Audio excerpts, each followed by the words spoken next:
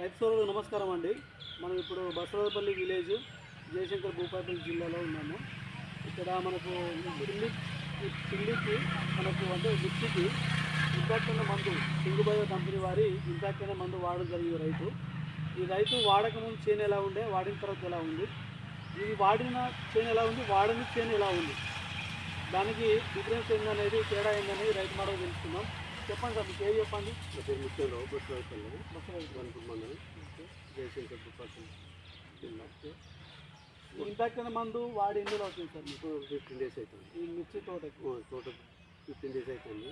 అంతకుముందు ముడత బాగుండే, ఇది కొట్టినాక బాగా క్లియర్గా వచ్చింది, గ్రోతింగ్ వచ్చింది, ఆకు ఇట్లా తేటగా వచ్చింది.